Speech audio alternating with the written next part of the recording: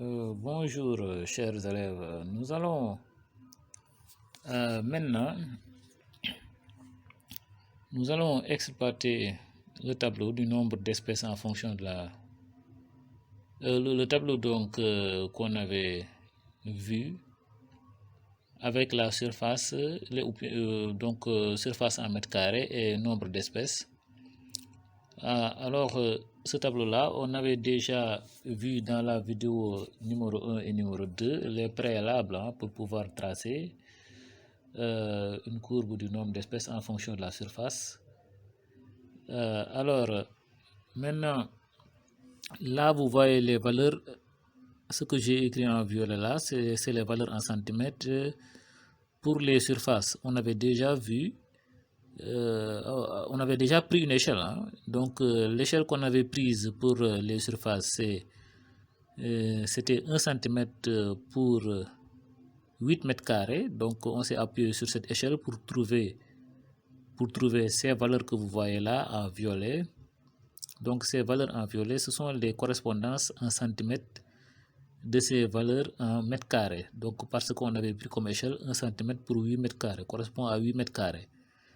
Et les valeurs là que vous voyez en vert, c'est les valeurs en centimètres des nombres d'espèces. Ça également, on l'avait vu dans la vidéo numéro 2.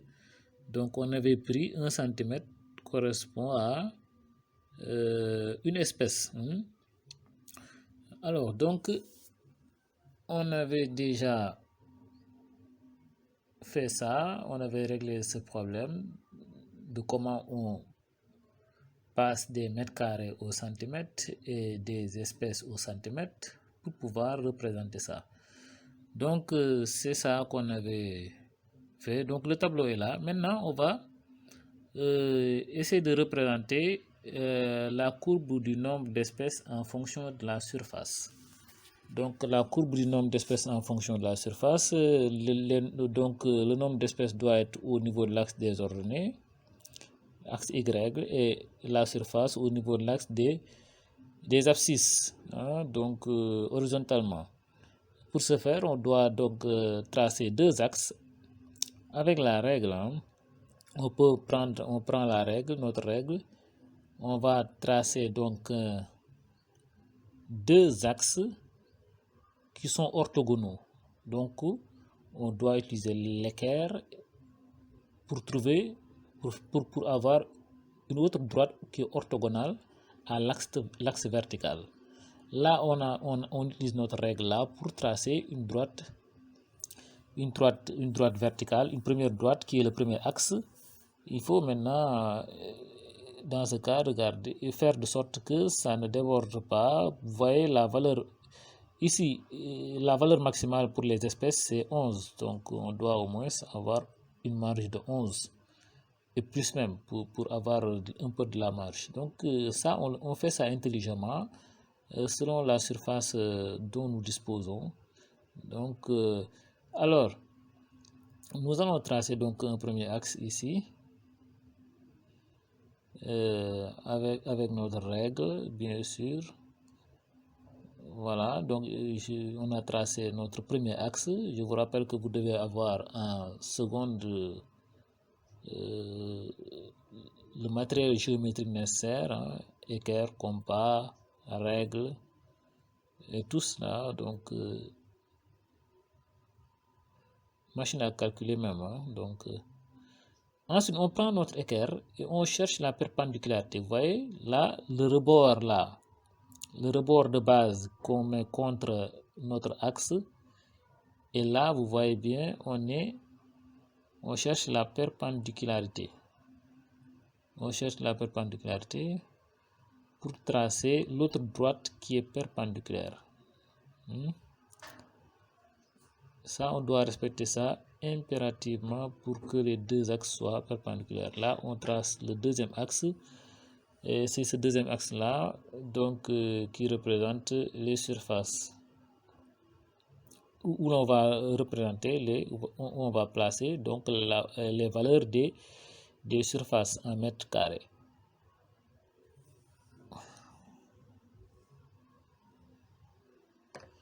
Voilà.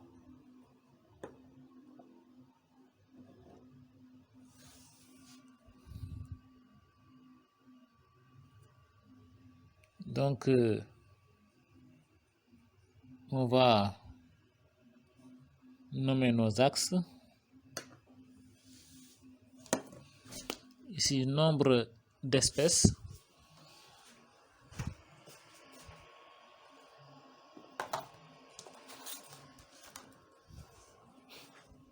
Voilà. Donc, nombre d'espèces. C'est l'axe des ordonnées. Hein. C'est au niveau de l'axe des ordonnées.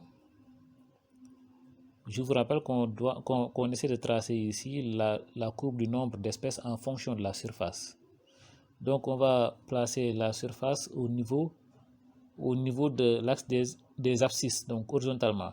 Donc, quand on vous dit tracer la courbe du nombre d'espèces en fonction de la surface, ce qui vient après en fonction de, c'est ça qui doit être au niveau de l'axe des abscisses. Hein? Voilà. Donc ça, on vous l'a appris depuis longtemps. Donc, surface en mètres carrés, donc au niveau de l'axe des abscisses. Voilà, maintenant, on va essayer de placer les valeurs là que nous avons au niveau de ces deux axes.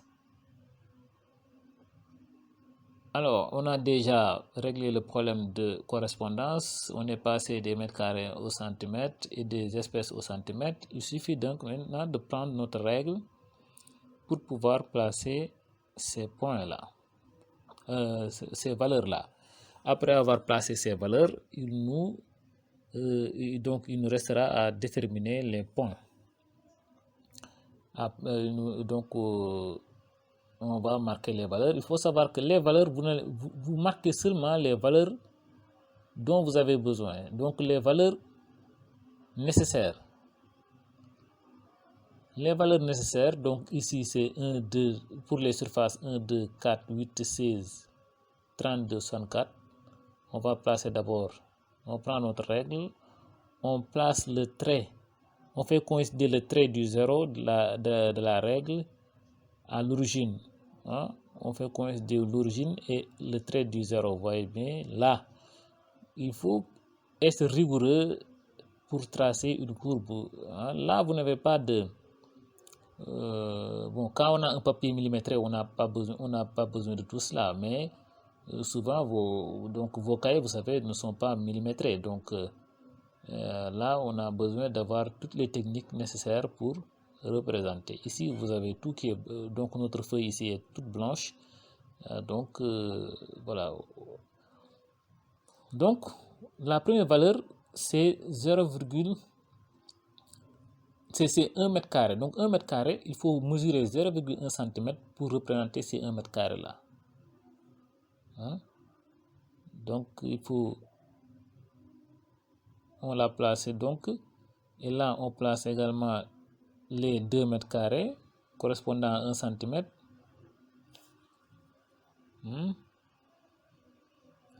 Ensuite, on va placer, donc là, regardez ici, les 4 mètres carrés, les 4 mètres carrés correspondant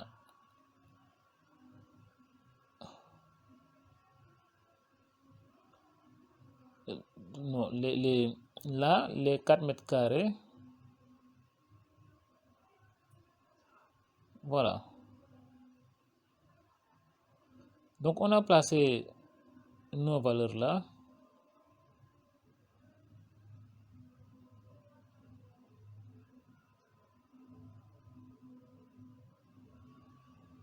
Donc là, c'est 1.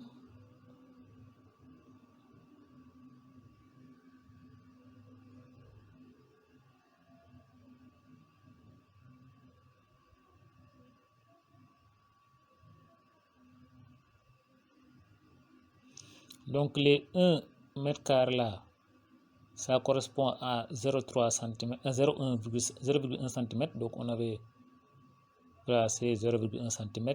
Les 2 mètres carrés là, ça correspond à 0,3 cm. Tout à l'heure, on l'avait mesuré. Là, les 4 mètres carrés là, ça correspond à 1 cm. Hein. Donc regardez, les 4 mètres carrés, ça correspond là-bas. Regardez là-bas, c'est c'est 1 cm. On a mesuré 1 cm, ensuite on a placé 4. On ne va pas mettre 1, mais 4. Mais c'est 1 mètre qu'on a mesuré. Tout ça, regardez ici, tout ça c'est 1 cm. Ça correspond à 4 mètres carrés. Les 8 mètres carrés là, ça correspond également à 1 cm. Regardez ici. Là, on a donc 8, 4, 1 cm et 8, 1 cm également. Hein? C'est deux valeurs confondues. Alors là, c'est 16 mètres carrés. 16 mètres carrés pour 2 cm. Donc, tout ça, c'est 2 cm. Hein? Là, 32 mètres carrés, mais c'est 4 cm. Tout ça, c'est 4 cm. Donc, on mesure des centimètres, mais on place les vraies valeurs. Ici, 64 mètres carrés, c'est 8 mètres. Tout ça, c'est 8 cm. Regardez ici, donc là-bas, on avait 64 pour 8 cm. Maintenant, on va placer les valeurs des nombres d'espèces. Donc, le nombre d'espèces, c'est au niveau de l'axe des ordonnées. On place les valeurs. Donc, on va coïncider le trait du 0 avec l'origine. Et on va placer 2.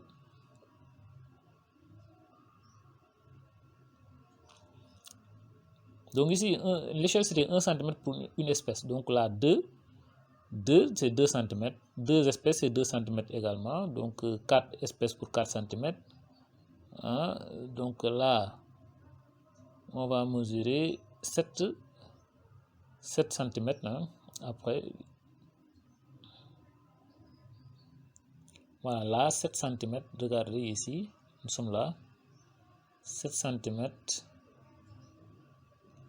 Ensuite, on va placer 10 cm. Là, regardez, 10 cm, on est là.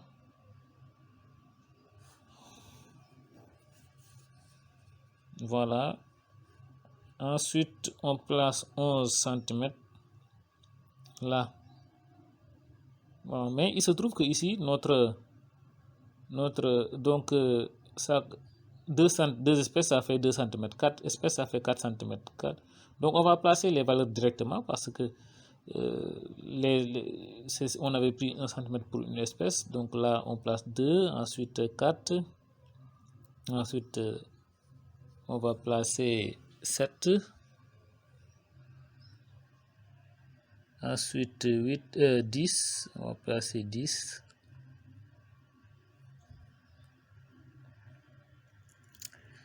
Ensuite, on va placer 11. C'est la dernière valeur des espèces.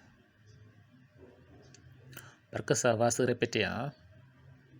Alors, après avoir placé nos valeurs, vous voyez, on a placé que les valeurs dont on a besoin. On n'a pas encombré notre axe. Il y en a qui mettent 1, 2, 3, 4, 5, 6. Non, n'encombrez pas vos axes. Mettez seulement les valeurs dont vous avez besoin. Là. Donc, il ne faut pas encombrer. Alors, on va maintenant tracer, placer les points. Les points, on peut placer ça avec le compas, comme avec l'équerre. Alors, on va vous montrer comment on place les valeurs avec le compas, mais souvent, c'est plus facile souvent d'utiliser l'équerre parce que le compas peut poser des problèmes d'écart. Quelquefois, avec les faibles valeurs comme ici, 0,1, donc 1 là, c'est 0,1 cm ici, donc c'est très difficile d'avoir un écart normal du compas. Donc ce sont ces valeurs-là qui peuvent poser problème. Dans ce cas, donc on va utiliser l'équerre pour placer les points. Les grands écarts également peuvent poser problème pour le compas. C'est pourquoi il est plus quelquefois facile d'utiliser l'équerre. Mais le compas également, regardez le compas. On va essayer de placer donc le point 32, 11.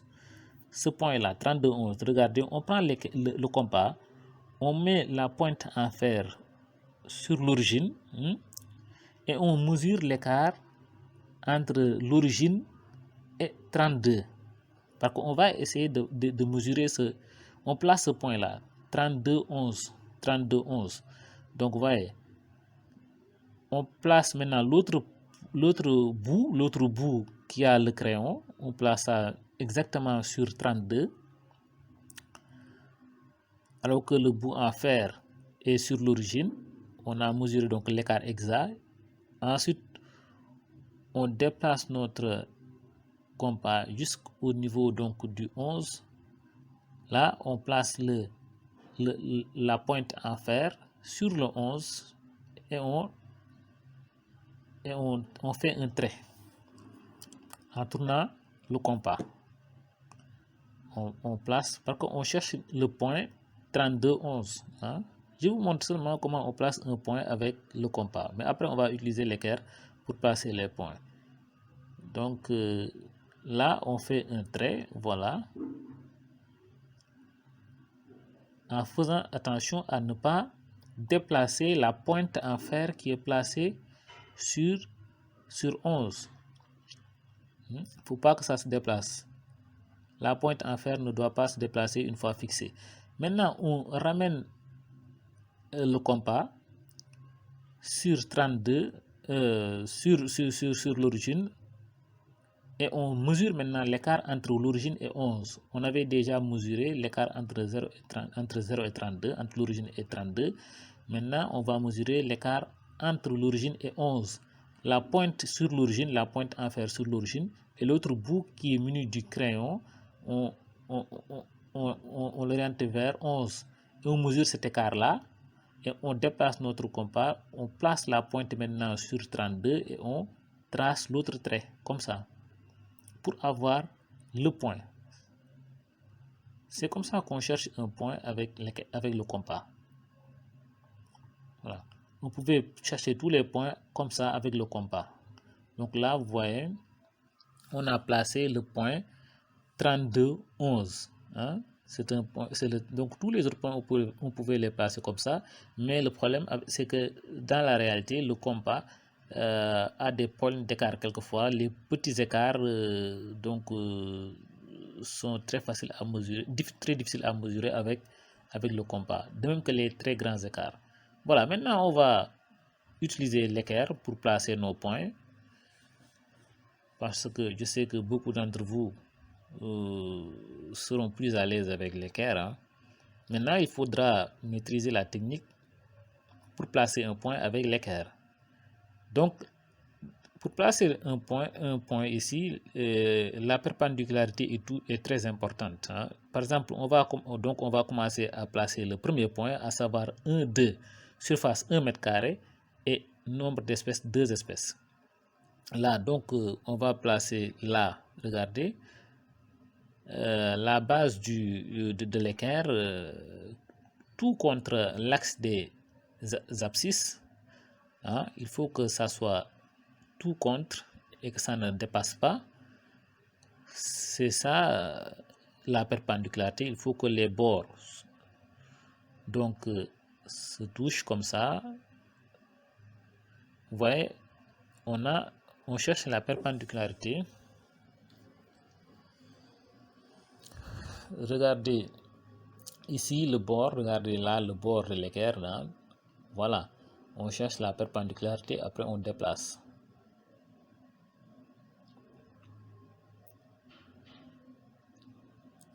Et là, on va tracer le premier point. Donc regardez, si je trace une droite qui passe par 1, ça va passer par 1, donc par 1 mètre carré. Donc, et je vais jusqu'au niveau du 2.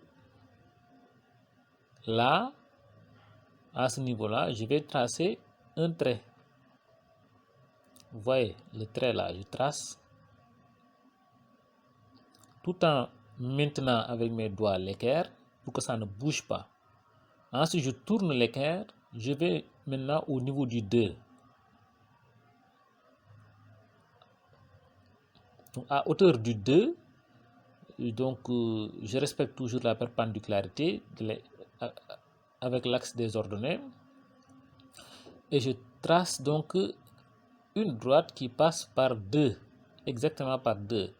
Mais là, c'est un trait seulement que je vais tracer, hein, parce que c'est très proche.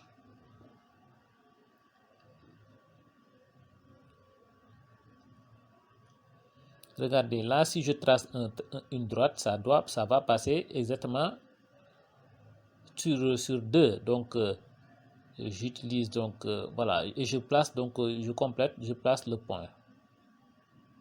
Voilà. Ça, c'est un premier point.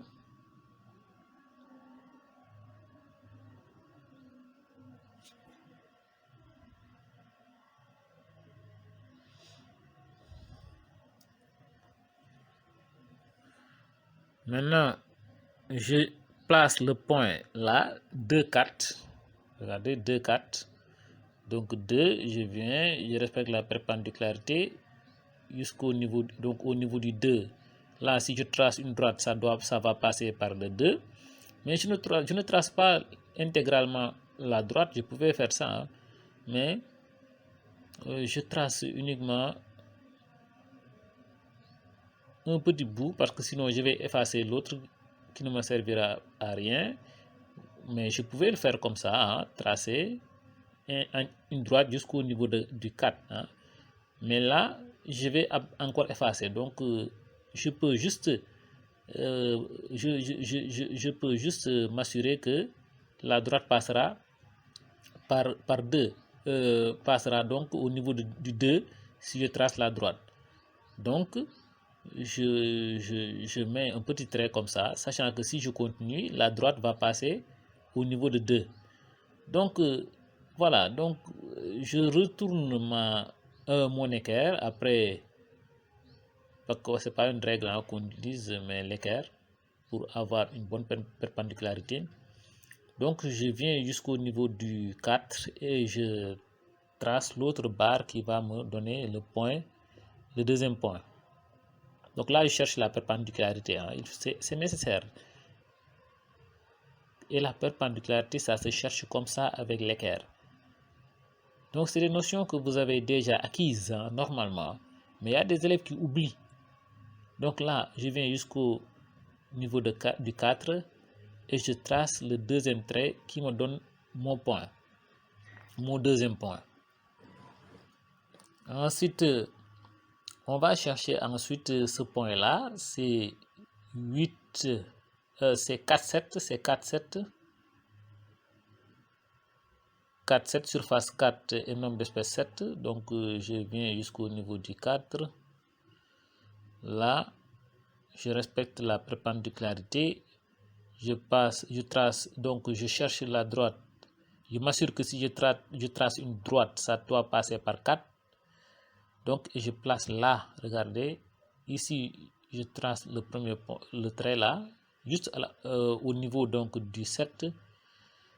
Et là, comme je cherche le point 4, 7, je viens ici, à hauteur du 7, la perpendicularité étant respectée, regardez le bord de l'équerre, tout contre l'axe des ordonnées, sans que rien ne dépasse. Et je place le deuxième trait, qui est en réalité une partie de la droite qui doit passer par 7. Mais je ne vais pas mettre toute la droite parce que c'est juste le point qui m'intéresse. L'essentiel, c'est que je me suis assuré que la droite passerait bien par 7 et perpendiculairement. Là également, je vais placer l'autre point, à savoir 8, 10. Mais avec notre échelle, donc vous voyez bien 4 et 8 sont confondus pour les surfaces, hein, c'est 1 cm. Donc je place ici l'équerre. Et je trace, voilà. C'est 8, 10, hein, donc au niveau de 10, au niveau de la valeur 10, donc je fais un trait. Regardez ici, c'est perpendiculaire. Respectez la perpendicularité ici. Le bord, donc la base de l'équerre est... Voilà, regardez, je mets le trait.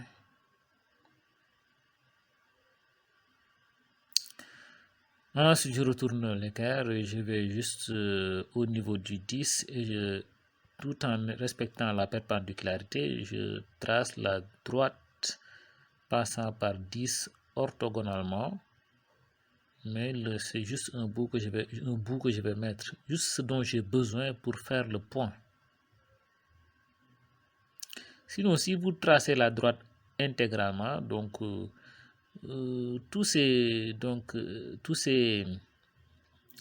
il y a des parties donc qui seront inutiles et vous allez être obligé d'effacer ça, de gommer ça avec votre gomme, et s'il s'agit du tableau, d'effacer ça avec l'éponge. Donc c'est pourquoi, voilà, ici on a le point 10, 8, 10. Maintenant, on va tracer ce point là, 16, 11, 16, 11. 16, là, je respecte la perpendicularité. Vous voyez l'importance de l'équerre pour placer un point. Je vous dis maintenant, ici, c'est qu'on n'a pas de papier millimétré ici. Hein. Souvent, vous travaillez sans papier millimétré. Avec votre feuille de devoir, qui est une feuille ordinaire, donc il faut maîtriser ces techniques-là. Alors là, je suis sur 16, hein, voilà, c'est bon, je trace là-bas au niveau du 11, le petit trait là, et là, je viens respecter également au niveau du 11 la perpendicularité, et je place l'autre trait, qui est une partie de la droite qui devrait passer, qui devrait couper orthogonalement le point 11. Là, je trace le deuxième trait qui me donne mon point 16, 11. Voilà, qui me donne mon point, oui, 16, 11. Voilà, donc maintenant je vais tracer ce point-là, 32, 11. Je viens ici au niveau de 32 et la perpendicularité toujours respectée. Donc une fois que la perpendicularité trouvée et que vous êtes sûr que la droite que vous devez tracer va passer par le point voulu, donc vous ne changez plus. L'équerre ne doit plus bouger, vous maintenez ça avec les doigts. Donc je trace le premier trait là. Ensuite je viens au niveau de 11. Toujours orthogonalement, je vais placer l'autre trait. Donc vous voyez, à partir donc de 16 mètres carrés, vous voyez bien, la courbe doit se stabiliser. Et vous allez avoir donc ici, voilà le trait là.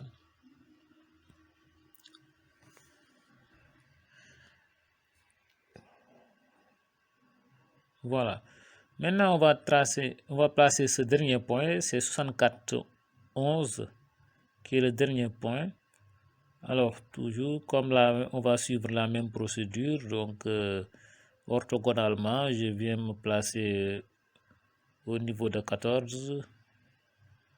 Et là, en haut, je place le trait qui est une partie de la droite qu'on devrait avoir si on l'avait tracé, et qui doit passer par 64 orthogonalement, mais bon, ici on a besoin juste de ce bout là, et on va donc aller au niveau de 11, orthogonalement toujours, on place l'autre trait qui me donne le point, le dernier point. Regardez, voilà, c'est comme ça qu'on fait. On va placer maintenant le trait comme ça. Voilà, une fois nos points placés, on va prendre maintenant le crayon et on va relier les points à main levée. Donc ici c'est pas la peine d'utiliser la règle, on prend le crayon et avec la main on relie les points les uns aux autres, comme ça.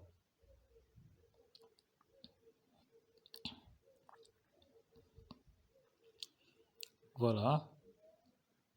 Et là, on a notre courbe, voilà, la courbe du nombre d'espèces en fonction de la surface. Maintenant, pour chercher, on peut chercher graphiquement l'aire minimale, hein. Souvent, on vous le demande. Pour ce faire, on trace une droite perpendiculaire à l'axe des ordonnées et qui, oui, ça passe par le dernier point donc par le point d'inflexion, ça passe par le point d'inflexion et coupe orthogonalement l'axe des ordonnées comme ça. Et donc voilà, le point d'inflexion et on trace également une droite qui est perpendiculaire à l'axe des abscisses et qui passe par le point d'inflexion. Et le point de rencontre entre cette droite-là et l'axe des abscisses sera considéré comme étant l'aire minimale. Ici, c'est 16 mètres carrés. On l'avait vu, hein, on l'avait vu dans le tableau. Donc ça, c'est le point d'inflexion. Vous le voyez là. C'est le point à partir duquel la courbe va changer de direction, mais en se stabilisant. Donc, on va le mentionner. Donc ça, c'est le point d'inflexion.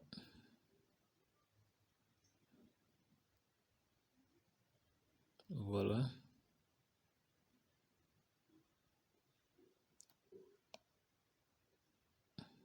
C'est ici. Donc c'est ça le point d'inflexion.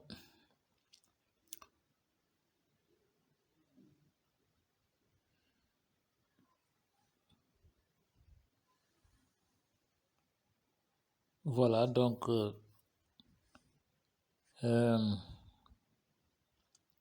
ça y est, on a tracé notre courbe du nombre d'espèces en fonction de la surface. Voilà, ici, on va préciser donc l'aire minimale, c'est 16 mètres carrés.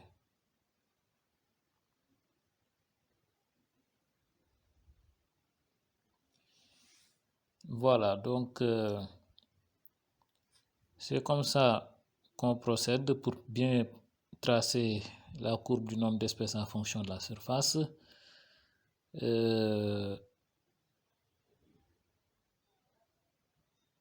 Il faut essayer de faire beaucoup d'exercices pour maîtriser donc le tracé des courbes.